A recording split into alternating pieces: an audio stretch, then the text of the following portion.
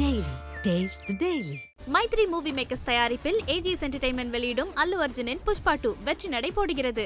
Irregular period என்னதான் பண்றது? உங்க பிரச்சனைகளை கட்டுப்படுத்த லயன் டேட் சிரப் தினமும் 2 ஸ்பூன்.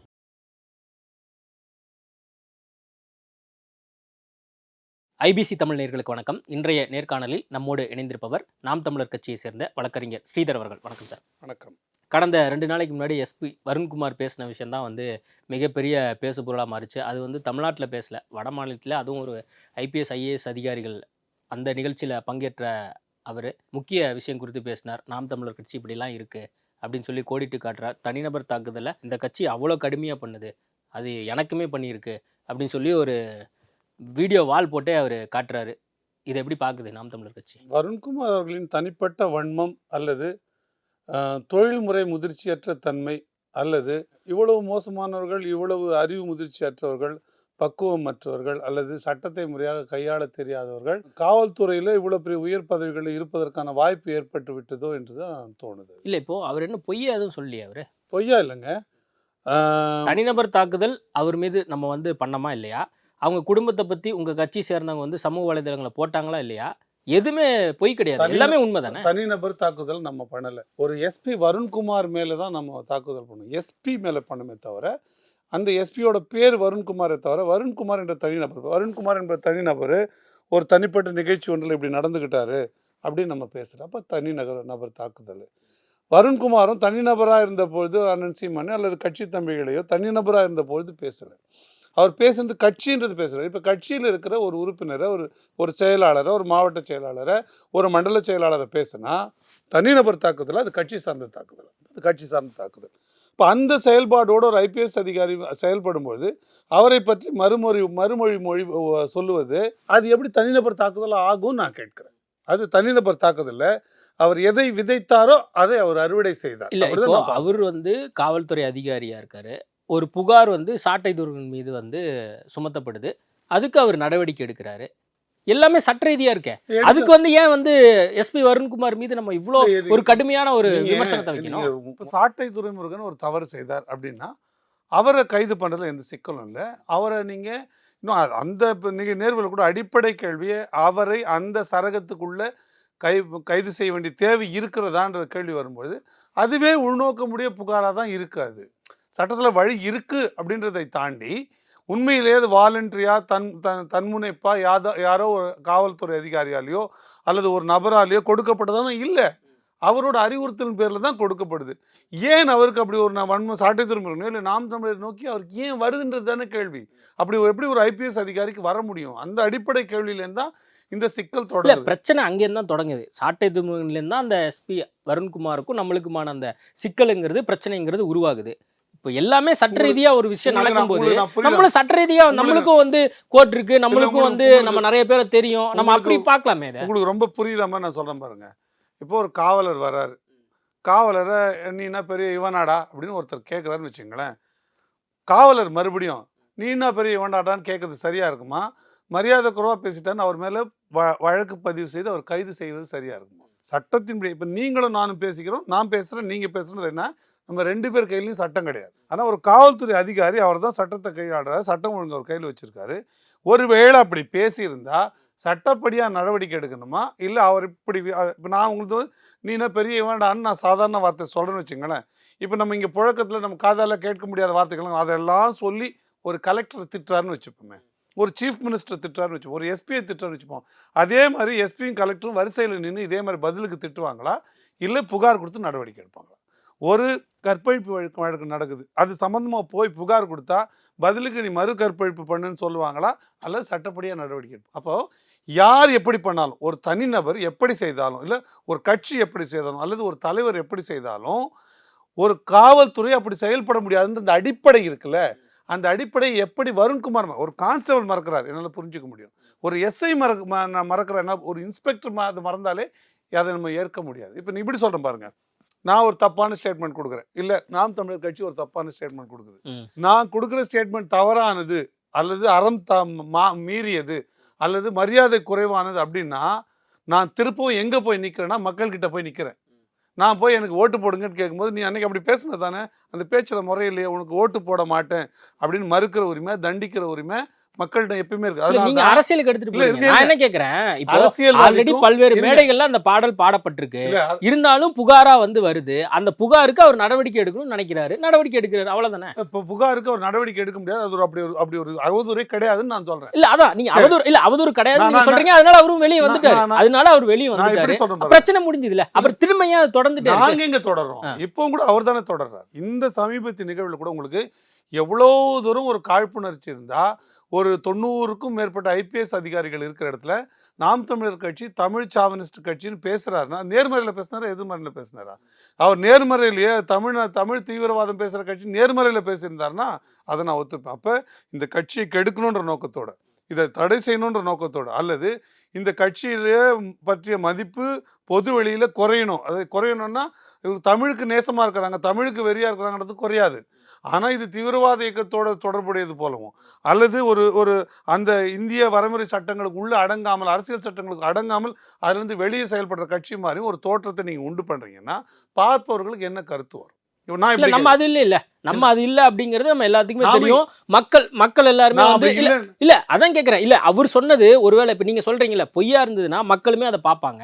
அப்படி பொய்யா இருக்கும் மொத்தத்துல மக்கள் அதை அங்கீகரிக்கவே மாட்டாங்க. அவரோட கருத்தை உதாசீனப்படுத்திட்டு போயிடுவாங்க. கேட்குறேன் பாருங்க. இப்போ ஸ்ரீதர் என்பவர் குடும்பம் மீறிய உறவுல நிறைய இருக்காரு அப்படின்னு ஒரு கருத்து சொல்றாங்கன்னு வச்சுங்களேன்.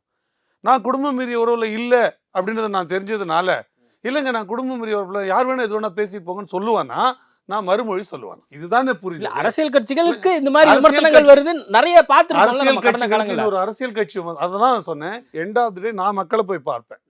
எண்ட் ஆஃப் தி டே வருண்குமார் போய் பார்ப்பாரான்னு கிடையாது. அதனால தான் நீங்கள் அப்படியே இருக்க மாட்டீங்க, நீங்கள் வாங்க கீழே வரும்போது இதெல்லாம் ஃபேஸ் பண்ணுவீங்கன்னு சொல்கிறது. இப்போ அவர் ஒரு இரும்பு கோட்டைக்குள்ளே இருக்கார், ஐபிஎஸ் அதிகாரி ஒரு இரும்பு கோட்டைக்குள்ளே. நான் எனக்கு உங்கள் யாருக்குமே அப்படி அவர் பேசியது தவறு என்கிற பார்வையிலே வரலையா நான் கேட்குறேன். சரி, இப்படி பேசப்பட்டால் ஒரு கட்சியோடைய நம்பகத்தன்மை அல்லது கட்சியை நோக்கி நகர்கிற சாமானியர் இருக்காங்களா, இப்போ தீவிர தமிழ் உணர்வு இருக்கிறவங்களுக்கு, பற்றுடைய உள்ளவங்களுக்கு, இல்லை தமிழ் சிக்கல் பற்றி பெரிய புரிதல் இருக்கிறவங்களுக்கோ கூட இது சிக்கல் இல்லை அப்படின்னா அது உயர்வாக தான் கருதுவாங்க. ஆனால் அதை மட்டுமே நம்பி வாக்கு வங்கி அரசியல் நகரல. அப்போ வாக்கு வங்கி அரசியலுக்கு இவங்க இல்லை, மற்ற விஷயங்களும் எடுக்கிறாங்க. இவங்க சட்டப்படியாக போகிறாங்க, இவங்க இந்திய அரசியலமைப்பு சட்டத்துக்கு உட்பட்டு இயங்குறாங்கன்னு எண்ணமும் அந்த நம்பிக்கையும் தான் வெகு மக்களை நோக்கி நகர்த்தும். அப்படி நகர்த்துன்ற பட்சத்தில் இருக்கிற அந்த வாய்ப்பை தடுக்கிற எண்ணத்தோடு தான் அவர் செயல்படாரு, உள்நோக்கத்தோட நான் கருது. இல்லை, இப்போ வேற யார் அவர் இயக்க போறா? அவர் அவர் வாட்டுக்கு அவர் வேலையை பார்த்துட்டு சட்டம் இருக்கு, சட்டத்தை கடைபிடிக்கக்கூடிய ஒரு இடத்துல அவர் இருக்காரு. சொல்லணுமா உங்களுக்கு தெரியாது? எந்த மாப்பிள்ளை இயக்குறாருன்னு உங்களுக்கு தெரியாதா? எங்களுக்கு தெரியும் அவர் எந்த மாப்பிள்ளை இயக்குறாரு. இல்லை, இதை பற்றி சீமான் சொன்ன மாதிரி தெரியலையே. மற்றவங்க யாரும் சொன்ன உங்களை மாதிரி கட்சிக்காரங்க தான் இது மாதிரி பொது வெளியில பேசுறீங்க, சோசியல் மீடியால பேசுறீங்க. சீமான் இதை பற்றி எதுவுமே பேசல. எந்த மாப்பிள்ளை இயக்குறாருன்னு அவர் அதை பேச வேண்டிய தேவையில்லை. அவரையும் இன்னும் அந்த அளவுக்கு போக தேவையில்லை. அவருக்கு இன்னும் உறுதிப்படுத்த செய்தி வரலையா? அவருக்கு எங்களுக்கு உறுதிப்படுத்தி செய்தி வந்துச்சு, அவருக்கு நாங்கள் அந்த தகவலை போடலை வச்சுக்கோங்க. என்ன இப்போ சிக்கல் என்னன்னா, இத்தனை ஐபிஎஸ் அதிகாரி இருக்காங்களே தமிழகம் முழுதும் வேறு துறைகளில் 100க்கும் மேற்பட்ட ஐபிஎஸ் அதிகாரிகள் இருக்காங்க. எஸ்பியா மட்டும் இல்லாமல் மற்ற ரேங்குங்களில் எவ்வளோ பேர் இருக்கிறாங்க. அவர்களை பற்றி இது போல ஒரு குற்றச்சாட்டு எப்பொழுதாவது பேசப்படுகிறதா? நீங்கள் நல்லா ஆழ்ந்து பார்க்கணும். ஆனால் இது போன்ற குற்றச்சாட்டை நீங்கள் நாம் தமிழர் பேசுதுன்னு நினைக்காதீங்க. இன்னும் இதை விட மோசமாக, கேவலமாக, மூன்றாம் தரமாக மற்ற கட்சிகள் பேசி அப்படின்னா இன்றைக்கு நீங்கள் அவங்களுக்காக சேர்ந்து எங்கள் மேலே வழக்கு போட்டிருக்கிறீங்க, எங்கள் கார் கதவுங்களை திறந்து விடக்கூடிய நாள் வரும், அன்னைக்கு நாங்கள் பார்த்துப்போம் அப்படின்னு பேசுகிற இதே திமுக பேசுனது இருக்குது, இதே அதிமுக பேசுனது இருக்குது. இந்த திமுக ஐயா கருணாநிதியோட கைதில் அந்த கைது செய்த ஐபிஎஸ் அதிகாரிகளுக்கு என்ன நடந்தது அதுக்கும் இருக்குது. அப்போ இது ஒன்றும் நடக்காமல் இல்லை. ஆனால் நாங்கள் என்ன கேட்குறோம், நாங்கள் என்ன தவறாக கேட்டுட்டோம்?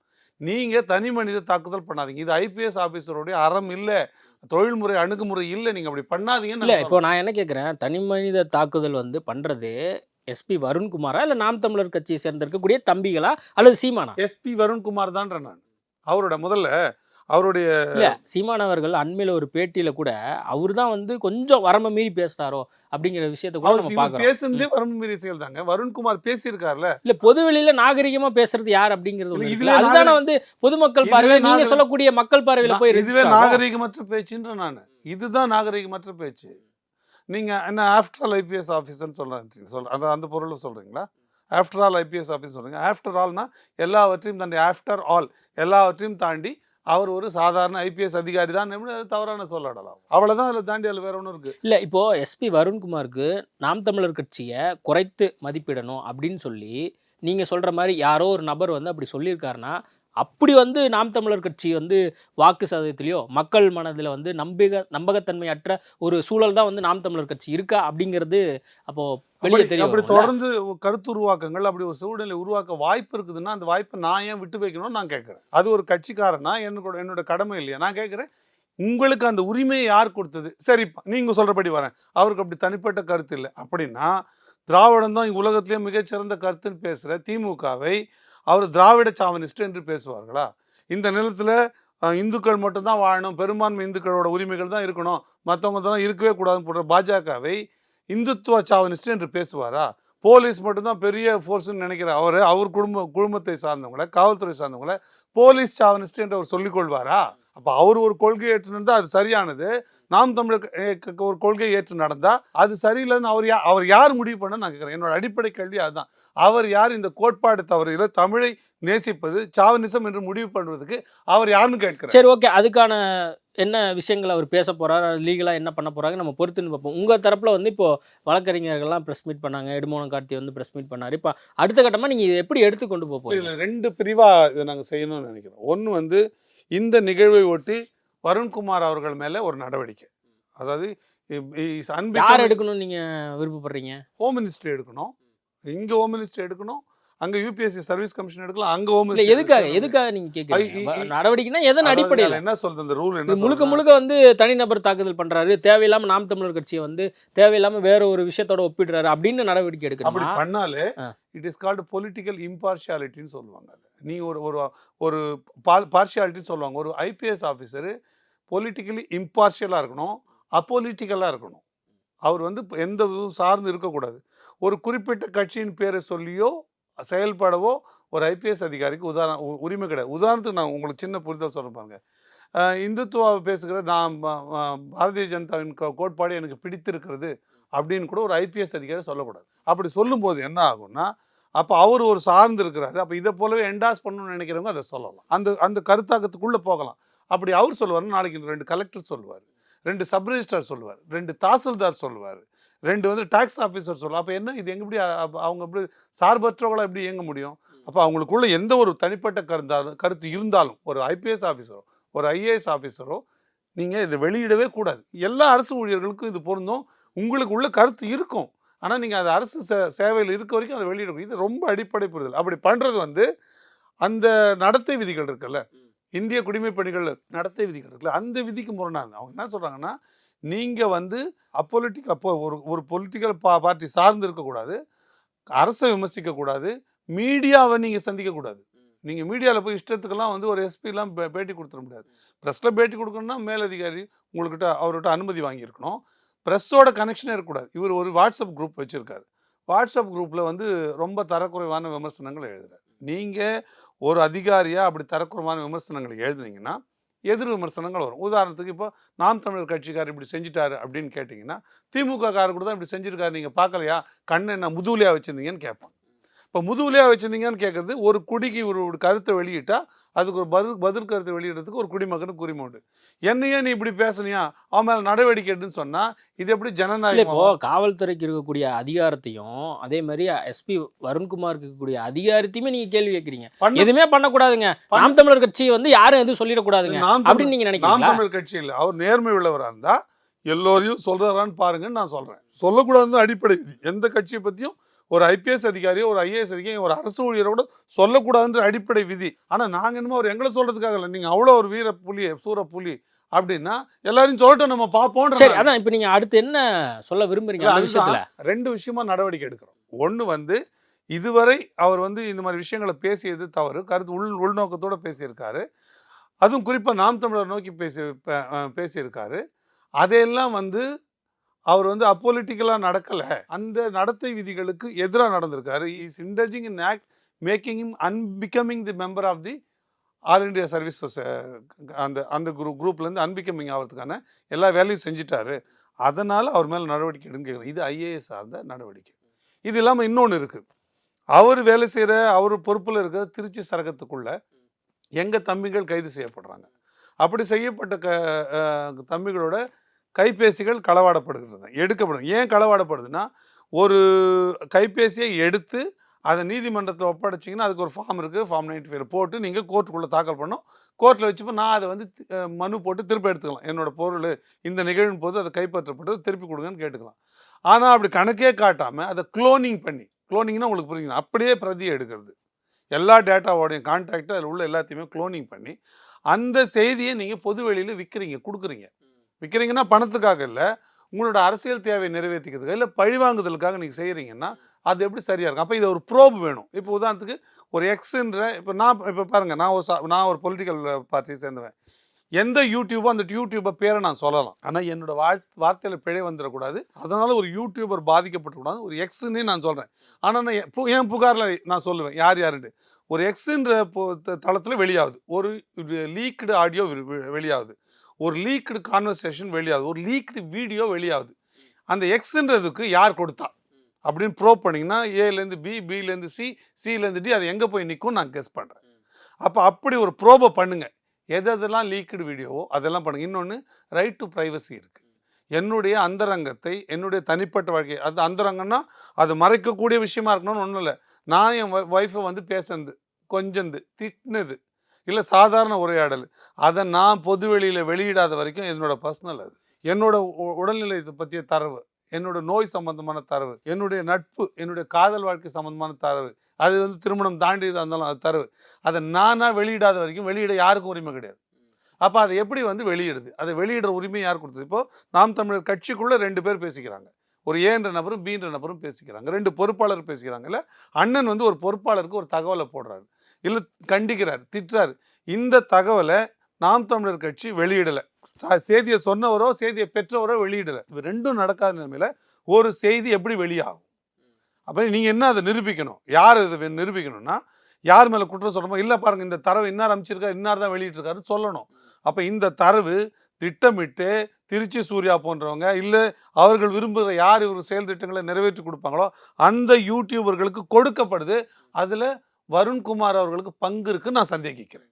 நான் சந்தேகிக்க உரிமை உண்டானா உண்டு, இது குற்றம் இல்லை. அதான் அது நீங்கள் வந்து சந்தேகிக்கிறீங்க, அது லீகலாக வந்து என்ன அதை நோக்கி நாங்கள் கோர்ட் வந்து அதை பார்த்து அதை நோக்கி ஒரு புகார் கொடுக்குறோம். அந்த புகாரில் டிஜிபி விசாரித்து எங்களுக்கு சொல்லணும், அதை ப்ரோப் பண்ணணும், அதை விசாரணை பண்ணி இங்கேருந்து தாங்க வந்தது, இன்னார் தான் குற்றவாளி, அவர் மேலே நடவடிக்கை எடுங்க. அதே மாதிரி இந்த மாதிரி செய்திகள் வெளியாகக்கூடாது. அப்படி வெளியாவது நீங்கள் உத்தரவாதம் பண்ணணும்.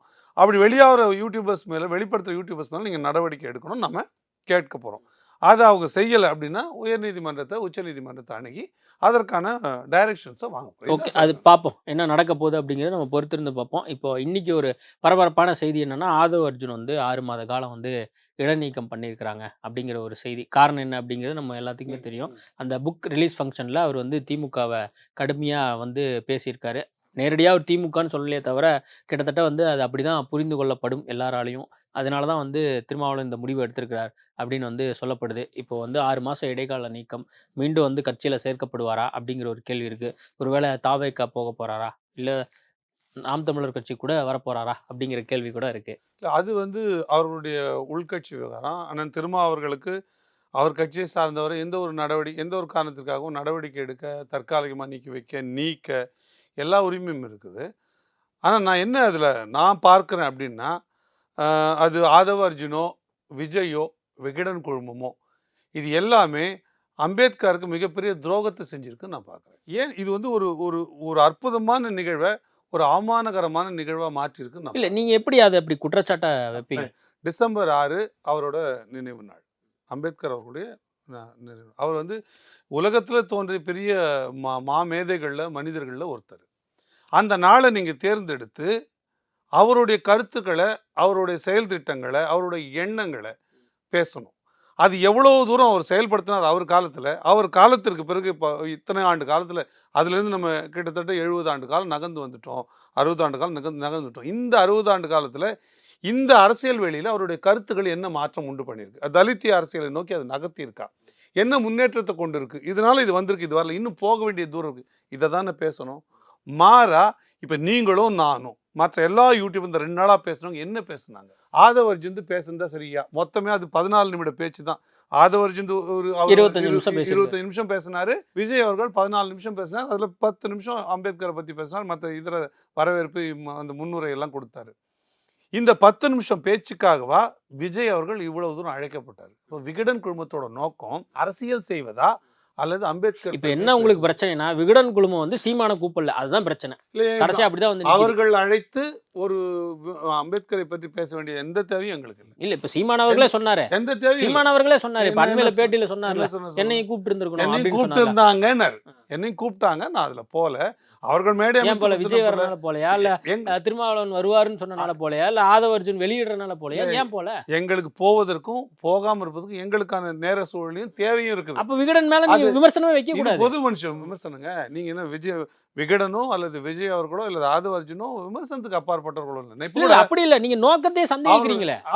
நீங்க அதுதான் கேட்டேன். இப்போ சீமானுக்கு அழைப்பு கொடுக்கப்பட்டிருக்கு, இல்ல சீமானுக்கு அழைப்பு கொடுக்கப்பட்டிருக்கு, போயிருந்திருக்கான்ல.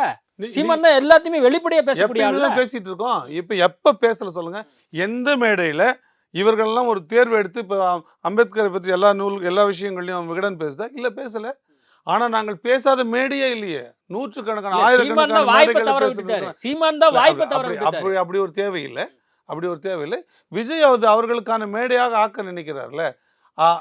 அப்படி ஒருவேளை சீமான் அதுல பங்கேற்றிருந்தா அந்த இடத்துல வந்து சீமான் தான் வந்து பேசப்பட்டிருப்பாரு. விஜய் எல்லாம் அப்படியே ஆஸ் யூசுவல் 10 நிமிஷம் பேசினாரு. 10 நிமிஷத்துக்கு அப்புறம் ஓரங்கட்டப்பட்டிருப்பாரு. நீங்க தேவைப்பட்டு சீமான் தான் வாய்ப்பை தவற விட்டாரு. நிகழ்ச்சியில பங்கேற்காம தேவை ஏற்பட்டிருந்தா சூழல் இருந்தா பேசியிருப்பாரு.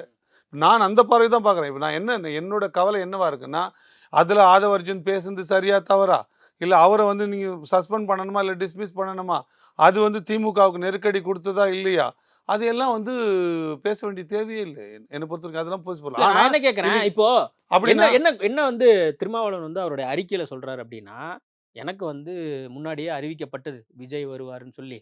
அது மட்டும் இல்லாம அதுக்கெல்லாம் முன்னாடி சிஎம் தான் வந்து இந்த புக்கையே வெளியிட போறாரு, அதை நான் வாங்கிக்க போறேன் அப்படின்னு சொல்லி சொன்னாங்க. ராகுல் காந்தியை வந்து கூப்பிட்றதா சொன்னாங்க. இது எல்லாமே கைவிடப்பட்டுருச்சு. கடைசியாக விஜய் கூப்பிட்றேன்னு சொன்னாங்க. நானும் வரேன்னு சொல்லிட்டேன். அந்த நாளேடு ஏதோ ஒரு நோக்கத்துக்காக வந்து இந்த மாதிரி செய்தி போடுறாங்க. அதுக்கப்புறம் நான் வந்து பின்வாங்கிட்டேன், நீங்க விஜய் வச்சே நடத்திக்கிங்க அப்படின்னு சொல்லி அவர் சொல்லிட்டாரு. திருமா சொன்ன பின்பாக நீங்க ஏதோ நோக்கத்துக்கு நீங்க தவறா சொல்றீங்க. இல்ல நான் என்ன ஏதோ ஒரு நோக்கத்துக்காக இல்ல, அப்படி வந்து அதுக்குள்ள ஒரு சதி இருக்கு.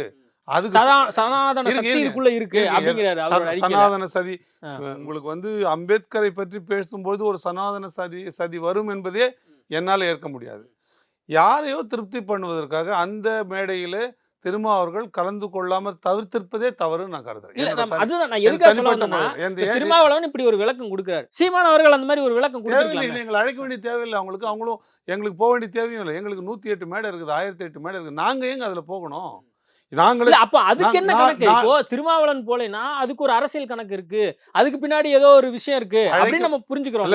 அது மாதிரி சீமான் அவர்களுக்கு அழைப்பு விடுக்கப்பட்டிருக்கு அப்படின்னு சொல்லி சீமான் தான் சொல்றாரு. அது ஒரு ஃபார்மல் இன்விடேஷன். அதோட அது கண்டினியூ ஆகல.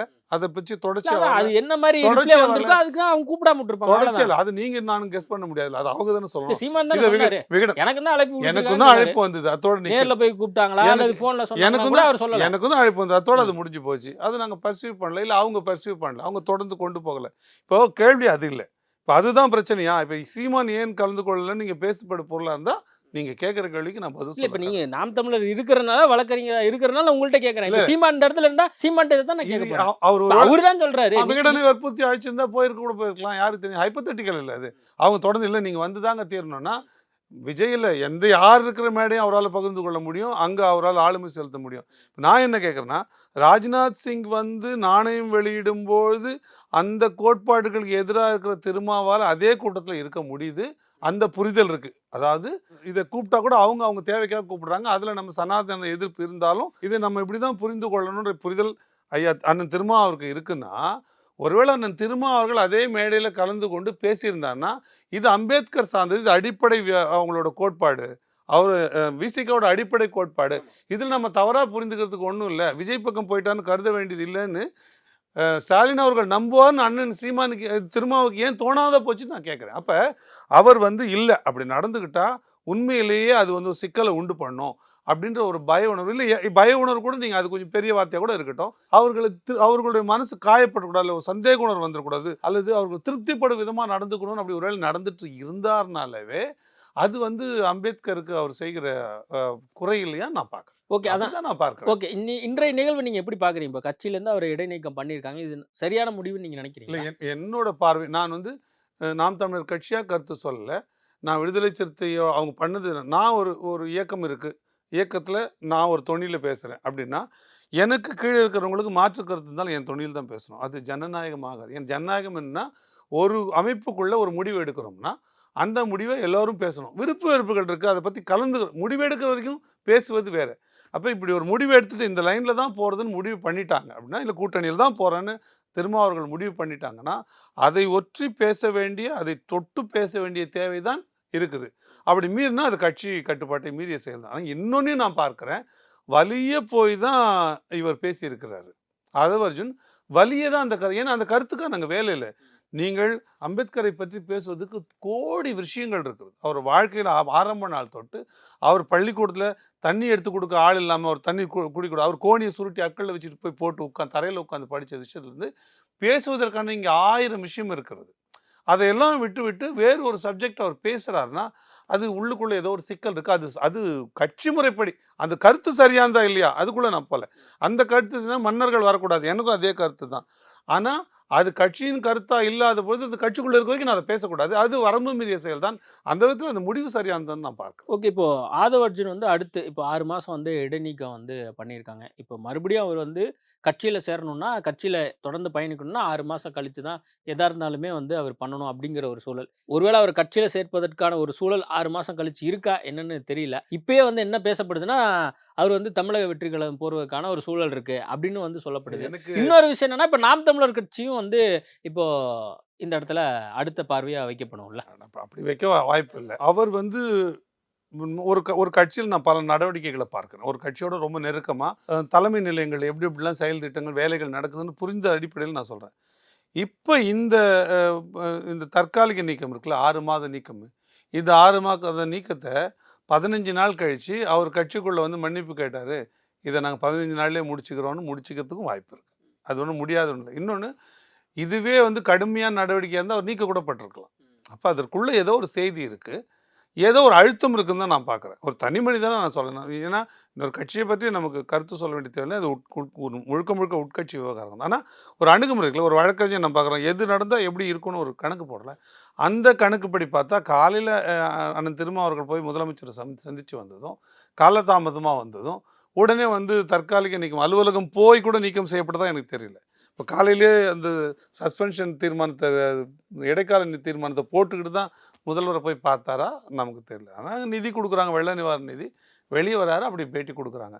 அப்படி கொடுக்கும்போது என்னன்னா அங்கே ஏதோ ஒரு நெருக்கடி உருவாகி அதற்காக செய்திருக்கிறாருன்னு தான் நாமக்கல். அதான் இப்போ நீங்கள் அப்படி புரிஞ்சுக்கிறீங்க. பட் அந்த மாதிரிலாம் இல்லைன்னு சொல்லிட்டாரு. நான் என்ன கேட்குறேன், இப்போ ஆதவர்ஜுன் ஒருவேளை வருத்தப்பட்டு சரி இனிமேல் நம்ம வந்து விடுதலை சிறுத்தைகள் கட்சி வேணாம், நம்ம அண்ணன் கட்சிக்கு போயிடுவோம் அப்படின்னு சொல்லி சீமான் கட்சிக்கு வராருன்னு என்ன பண்ணுவீங்க? அது அண்ணன் தான் முடிவு பண்ணணும். அவருக்கு எந்த கட்சியிலையும் ஒரு நபருக்கு போகிறதுக்கு உரிமை இருக்குதானே. அதே நமக்கு எப்படி அவர் பாஜக கூட தான் போகலாம், மகா பெரிவா வேணும்னு நினைக்கிறவர் அவர் பாஜக கூட தான் போகலாம். பாஜகவை தான் கடுமையாக விமர்சித்தார். மகா பெரிவான்னு சொல்லணுமோ அந்த கோட்பாட்டு அளவில் ஒத்து போகுதுன்னு தானே அது பொருளாகுது, அதுவும் தானே பேசு பொருளாகுது. அதை பற்றியும் கூட தான் திரும்ப சொல்லணுமோ அந்த கருத்தில் உடன்பாடு இல்லைன்னு தானே சொல்கிறாங்க. அது நீங்கள் அதை வந்து நம்ம அதை பற்றி கருத்து அவர் தான் முடிவு. அடுத்து ஒன்று அவர் தாவேகா போகணும், ஒருவேளை விடுதலை சிறுத்தைகளில் சேர்க்கப்படாவிட்டால், அல்லது நாம் தமிழர் வரணும். ஆப்ஷன் தான் அவருக்கு. விடுதலை சிறுத்தையிலே சேர்த்துப்பாங்க, தாவேக்காலே சேர்த்துப்பாங்க, நான் நம்புகிறேன். அது இல்லைன்னா நீங்கள் சொல்கிறத அப்புறம் நம்ம கேட்போம். அங்கேயும் சேர்த்துப்பாங்க, தமிழக வாழ்வுரிமை கழகம் கூட இருக்குது, அங்கே கூட சேர்த்துக்கலாம் அவரோட பண வசதிக்கு. ஆனால் அவரோட பண வசதிக்கு நாம் தமிழர் கட்சிக்கு அதிகமாக தேவைப்படும், வாய்ப்பு இல்லைன்ற நம்ம கட்சிக்கு அதிகமாக தேவைப்படும். அண்ணனுக்கு தெரியாது. இது வந்து சாமானியர்களின் கட்சி, அதனால அதுக்கு வாய்ப்பு ரொம்ப குறைவுன்னு நான் பார்க்குறேன். ஓகே சார், நிறைய விஷயங்கள் கொடுத்து பேசியிருக்கோம். நேர்காணல் கொடுத்ததுக்கு மிக்க நன்றி. Taste the Daily. Mythri movie makers தயாரிப்பில் ஏஜிஎஸ் என்டர்டைன்மெண்ட் வெளியிடும் அல்லு அர்ஜுனின் புஷ்பா 2 வெற்றி நடை போடுகிறது. இர்ரெகுலர் பீரியட் என்னதான் பண்றது? உங்க பிரச்சனைகளை கட்டுப்படுத்த லயன் டேட் சிரப் தினமும் 2 ஸ்பூன்.